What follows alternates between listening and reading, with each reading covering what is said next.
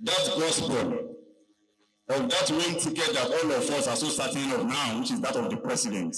The president of Nigeria today, nobody gave him a chance. He came out to say, we will work and ensure APC's victory in 2027.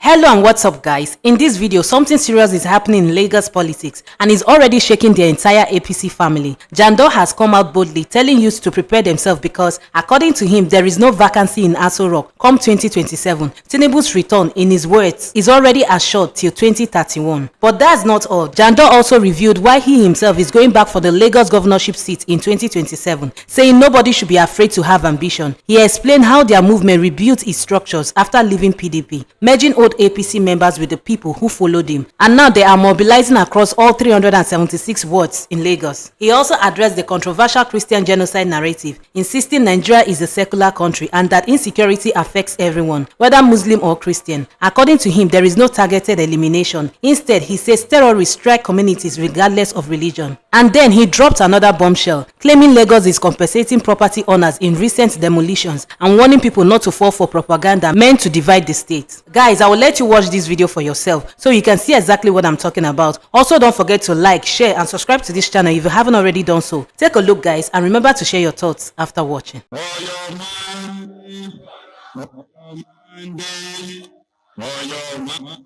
the MC and all of you, speaking about 2027, let me tell you something. Nobody can fault you for having an ambition. Nobody. Because our leader, the president of Nigeria today, nobody gave him a chance. He came out to say,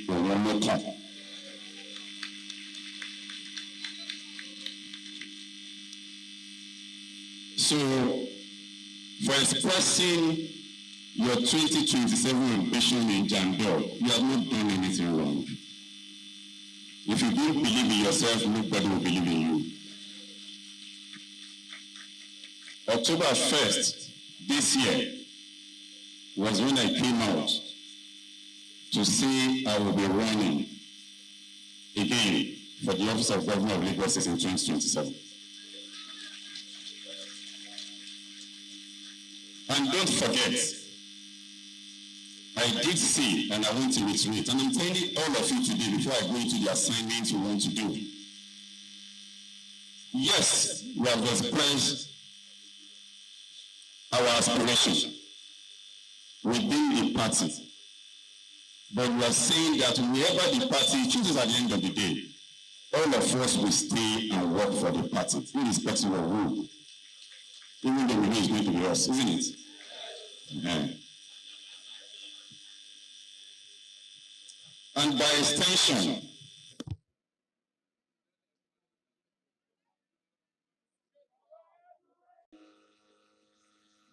to ensure the victory of APC in Lagos State come 2027, irrespective of who is on the ballot.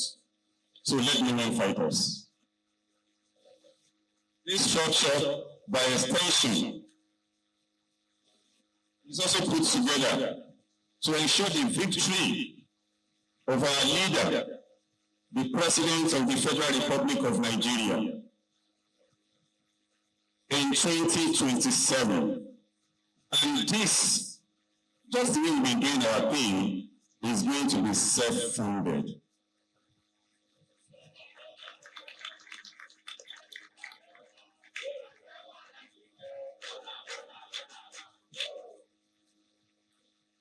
We did this restructuring because when we moved from PDP back to our original home,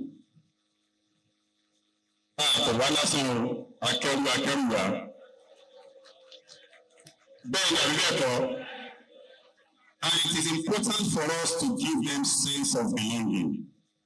And that is why we have to do this restructuring so that we can infuse all of them into our structure. And today, we have a combination of both original APC members and those that came with us from the other party in our structure, and we're doing this work together.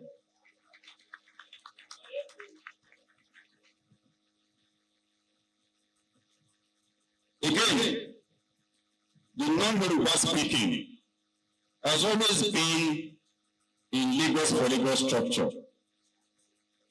We have the leader of the non-Yoruba speaking here.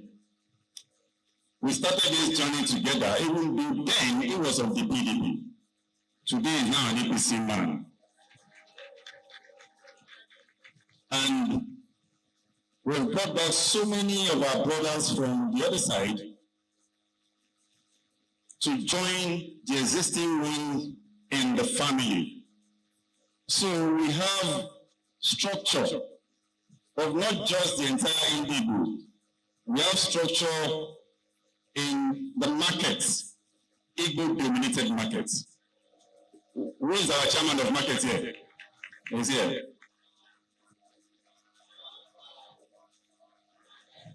And together, we're going to work to ensure the victory of this party and the success of government of Lagos and that of Nigeria by extension. I want to thank you sincerely.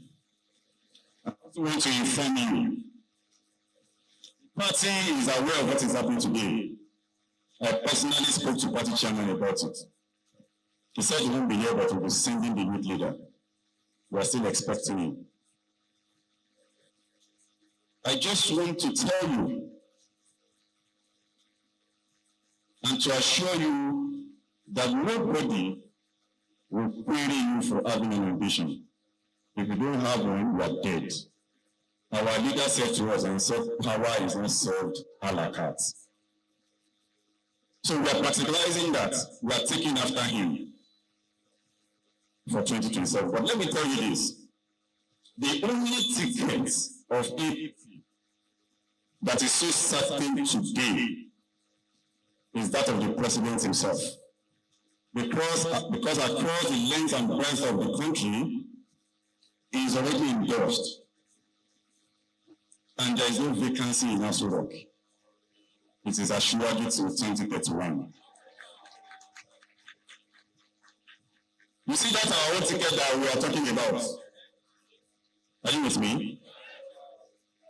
We are many on top the matter, right? But you are not on machine. So if we work and pray and seek God's mercy to ensure that we come out victorious by the time the party and the leadership of the party will make a pronouncement.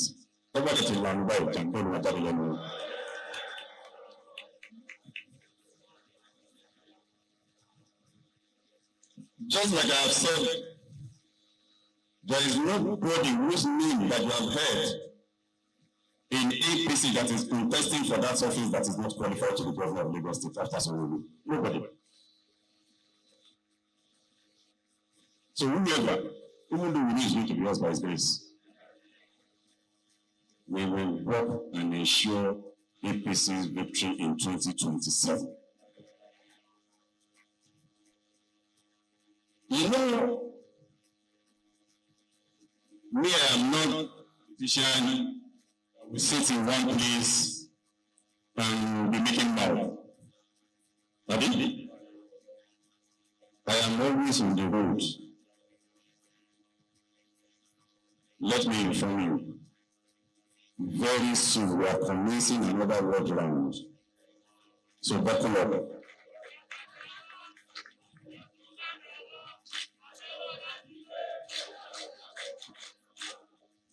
So from BDJ in Ibeju to Arapagi to Lemon in that axis, to Ibubu, Ijede, Imota, in that other axis, to Apa, you were Apa, but I agree. On your way to the border, to Yowo, to Yowo, to Shagira, popular. Very soon, will be taken to the entire nook and cranny of Lagos State, that gospel of that one ticket that all of us are so certain of now, which is that of the president, to tell the people this is what is being able to achieve, retooling this country. Go to every nook and cranny of Lagos State to preach this word. This is your assignment. I am going to take the lead. I'm coming to your word. We will go together. We will talk the entire 376 words. You can do it. You know me. You know I can do it. And we are going to do it. We have what to market APC government with. I will give you just one of it. Affects everybody.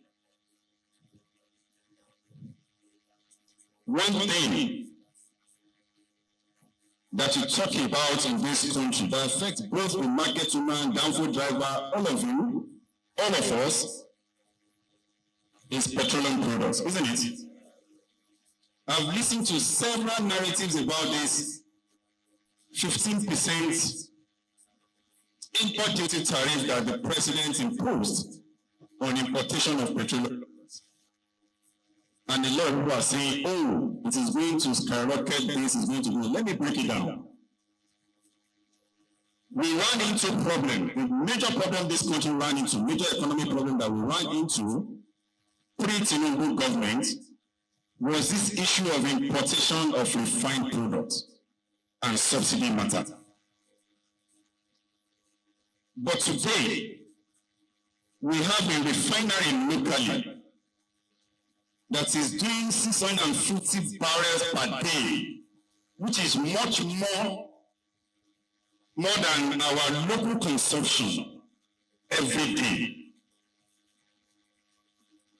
With that, we don't need to exchange naira to dollar to bring in importation, petroleum products. And the president is saying that if you must bring in petroleum products, you have a 15% tariff on it. Now, let me ask you, as a businessman, which one would you rather go for? Would you go to Dangote and say, let me sit down with this man and use your naira to buy it without spending dollar against our own naira? Let no one say to us that that is going to affect, no, it's not going to affect it. Rather, it will protect local industry. The jobs that our brothers have in Dangote will be secure. And there is nothing you want to do. Trump is imposing tariff here and there in his country. You know why? Because he wants to strengthen local production. There's no point. Dangote has what can take care of our daily consumption. And some people are still bringing in refined petroleum products. They will kill that local business. And the business is in Lagos. Nigeria is a secular state. I will use President Tinubu himself and myself here as an example. First, to let everybody know that in Nigeria, we don't have official religion. President Tinubu is a Muslim and is married to a pastor, the first lady. Jandor is a Muslim. My wife is a Christian. My mother lived and died a Christian. From my siblings from the same mother and father, we have Christians, we have Muslims. So why is anybody telling us in this country that there is genocide of Christians? No, there's nothing like that. It's Zamfara. The same terrorists kill people in Zamfara. Predominantly Muslim states. In the mosque and everywhere. Insecurity is something that all of us will stand up against. Okay, let me ask you. In the southeastern part of this country, which is predominantly Christian region, Christians, just the same way we've been asking, of course, we welcome them to come and crush terrorists, but they shouldn't give us this narrative of Muslim killing Christian or Christian killing Muslim in Nigeria. That's not who we are. That's not who we are. And I remember I did an interview on channels about a few months ago, and they asked me about insecurity in Nigeria. I only said something. I said, look, it has always been there. But one thing that I wanted to say, which I said that to the new CDS and every other security apparatus to say, look, step up your game. This man will continue to change you until we get it better. Nigeria is a sovereign state. Yes, we have insecurity in fewer parts of this country. And there is nothing like genocide, Christian killing Muslim or Muslim killing Christian. Yeah, no. They should stop giving us that narrative. This is a secular state. I have on good authority that as last month, over 79 owners, property owners, have been duly compensated in Urusuki, and it was done in the Palace of Uru. And as I can also tell you that 2 days ago, just 2 days ago or 3 days ago, the government of Lagos has enumerated over 100 owners again to be compensated for the second phase. Those properties had to give it for overriding interests of the public in the urban renewal. It's done everywhere. Somebody should report that the government of Lagos are doing the due, giving due compensation to property owners. And that leads me to politics. We know how to play it if you want to play it in the opposing camp. If I may ask you, the people that went to trade fair, when government demolished properties in trade fair, properties that were on the wrong side of the law, did you see them in Urushiki? I mean, why haven't they visited Urushiki? It's because they want to divide us in this state. And they cannot divide us, you know why? Jandor. These are my people and they know me. And I've been their defender, maybe today. Because after that, they are meeting. I had to call a meeting of the leaders. Maybe so. And I told them, government of Lagos don't hate you. Don't let anybody, travel with you with that kind of narrative. No.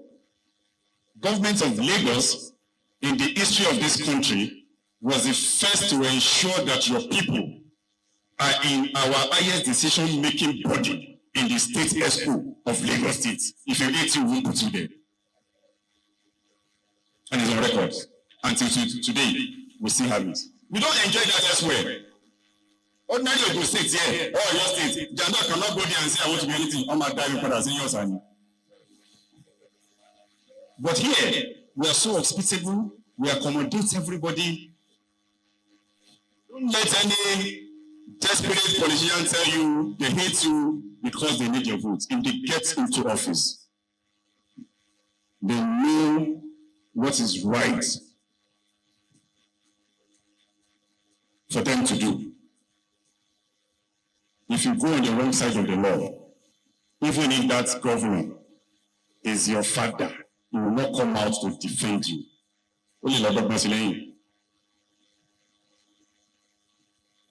So I'm telling us all of this because we have work in our hands. We'll start moving from words to words, sensitizing our people to say, look, this gang up of 2027 against our leader won't work. Congratulations again. So, please, can you give us a brief on what we are doing here today? Okay, so today we are inaugurating our grassroots structure, which is Jandor of Lagos movement grassroots structure, at least to start preparation for the re-election of Mr. President. Okay, we know that campaign hasn't started, but we believe tomorrow will start today. So the first thing to do is to put in place our own structure. 376 of Lagos. Just like you know, and those Lagos for Lagos.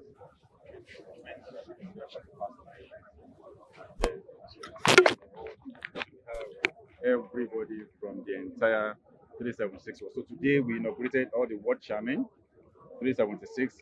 We have LGA executive 77 per LGA in 57.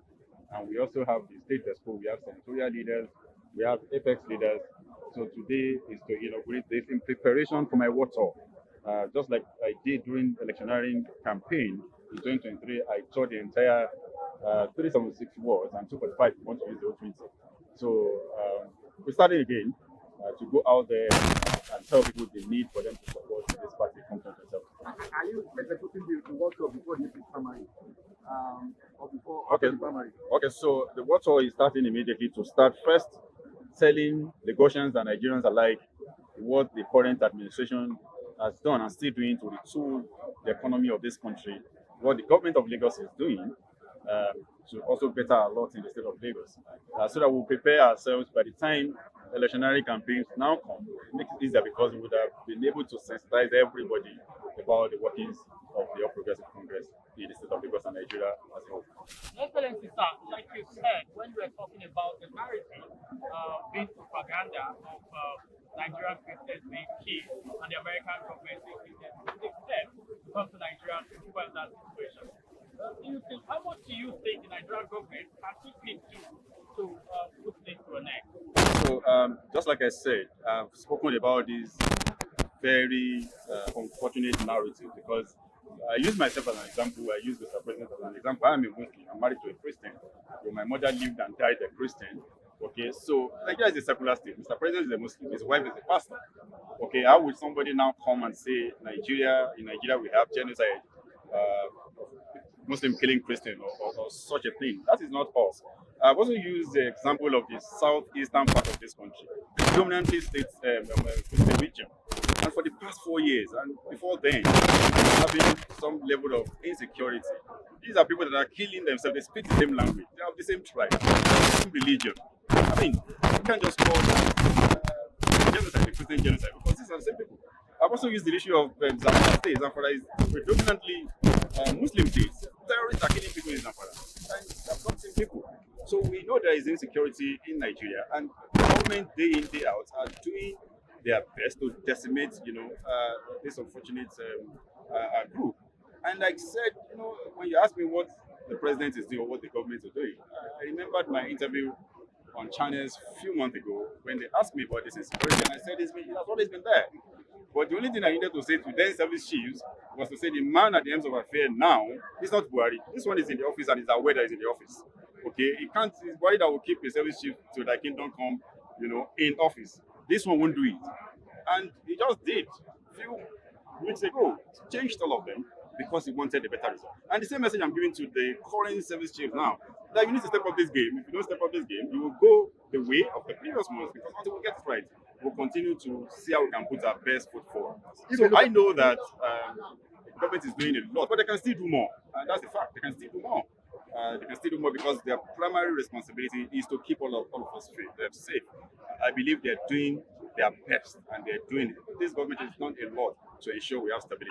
In today's report, we examine the latest political developments surrounding Abdulaziz Olajide Adediran, popularly known as Jandor, as he formally mobilizes grassroots structures ahead of the 2027 elections and reaffirms his ambition to contest for the Lagos state governorship once again. Speaking at the inauguration of his movement's ward and local government executives, Jandor emphasized that political ambition is not only legitimate but essential within a democratic system. He noted that President Bola Ahmed Tinubu's political journey serves as an example of of resilience and persistence, insisting that the APC remains united in its effort to secure victory at both the state and federal levels in the coming election cycle. According to him, the only certain ticket going into 2027 is the president's ticket, declaring that there is no vacancy in Aso Rock, as Tinubu has, in his words, already been widely endorsed across the country for a second term. A major focus of Jandor's address was the restructuring of political networks following his movement shift from the PDP back to the APC. He explained that the reorganization was designed to ensure inclusiveness, merging original APC members with those who joined from other parties, with the goal of strengthening the party's grassroots presence across all 376 wards in Lagos State. He also announced plans for another statewide tour to sensitize residents on government achievements and the vision of the party ahead 2027. Beyond politics, Jandor addressed broader national issues, particularly the narrative of Christian genocide, circulating in some international cycles. Using personal and national examples, he reiterated that Nigeria is constitutionally a secular state and argued that insecurity affects Nigerians across different regions and religious backgrounds. Whether in the northwest, the southeast, or elsewhere, he maintained that terrorism and criminality should not be framed through religious lenses, urging citizens to resist divisive rhetoric. On economic matters, he clarified ongoing debates surrounding fuel imports, tariffs, and local refining capacity. He highlighted the government's position on protecting domestic industries, especially with the operational capacity of local refineries, and insisted that import tariffs are intended to support economic stability rather than to trigger price increases. He also affirmed that the Lagos state government has been compensating property owners affected by demolition exercises, emphasizing that urban renewal projects are carried out in the public interest. Throughout his remarks, Jandor stressed unity within the APC, the importance of political stability, and the need for continuous public engagement. He underscored that effective governance requires transparency, accountability, and consistent communication with the electorate. He says his movement intends to reinforce as preparations for 2027 intensify. As the political landscape continues to evolve, these developments will be closely watched by analysts, voters, and observers both within Nigeria and abroad, particularly as conversations around governance, security, and national cohesion remain central to public discourse. If you have thoughts on today's report or perspective on the issues raised, we invite you to share them in the comment section below. Your voice adds to the national conversation and we value your insights. For more verified updates, in-depth analysis, and balanced reporting, kindly subscribe to Naija Star News and turn on notifications so you never miss our next briefing. Thank you for watching and I'll see you in the next one.